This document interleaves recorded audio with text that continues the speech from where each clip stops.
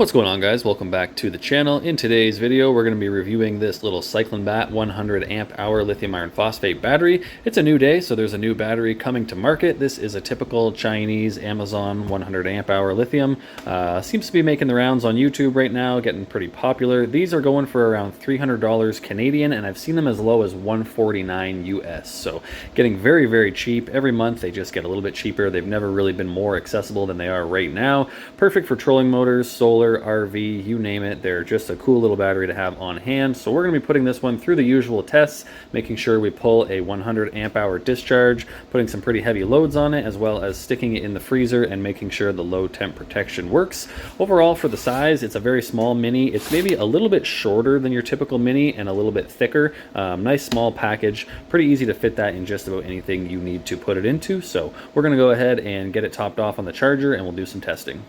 Okay, we've got the test all set up. We're running the little Renogy 1000 watt. The battery is fully topped off, measuring everything on the Victron Smart Shunt. I have just a power bar plugged in here with like my radio, my TV, my lights overhead here. So I'm going to go ahead and flick the inverter on and we'll see how much we can pull out of the little Cyclenbatt.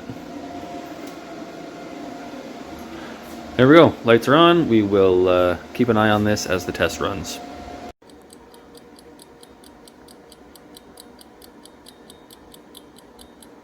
Okay, so the little Cyclenbatt did pass the capacity test. We pulled 100.3 amp hours, which is cutting it a little close. We typically see anywhere from 102 to 105 on these 100 amp hour tests, but it is a pass nonetheless. So for the next test, I've got the heat gun pulled out here. We're going to go ahead and flip this thing on to its high stage, which is right around 1500 watts. That should put the battery at about a 150 amp load, and the BMS should cut that off after 5 seconds. It's advertised that it will allow up to 300 amps for 5 seconds, but it should cut off anything over 100 amps. So we're going to go ahead and fire this up and just see what happens.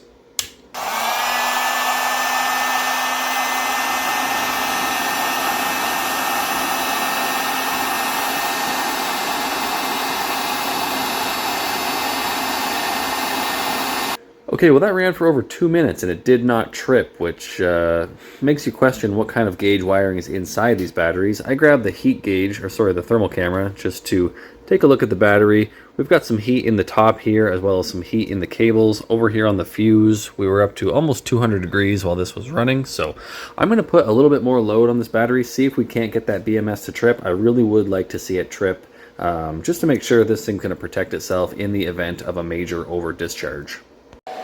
Okay, so I've got the Lifetime battery charging down here on the floor at 300 watts. I'm going to go ahead and hit the button on the heat gun again. That should put us right around 2000 watts, which is way too much for this battery to discharge continuously, and it's maxing out the inverter, so let's see what happens.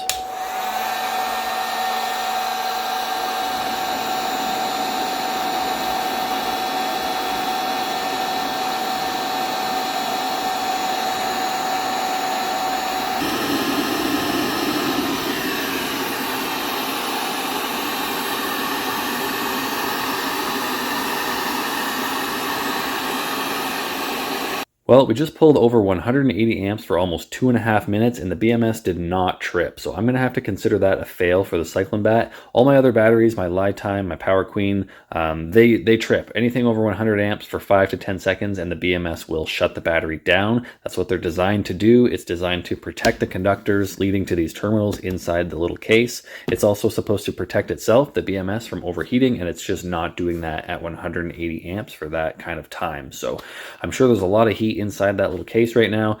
I'm going to have to consider that a fail, and we're going to move on to the next test, being the low temperature protection. So I'm going to go throw this thing in the freezer and we'll check back in on it tomorrow.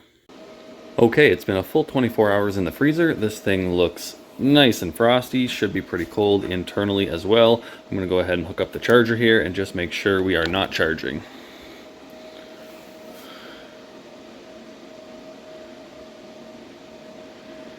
Perfect. No action from the charger, so the low temp protection did its job. It's not allowing the battery to charge until things warm up.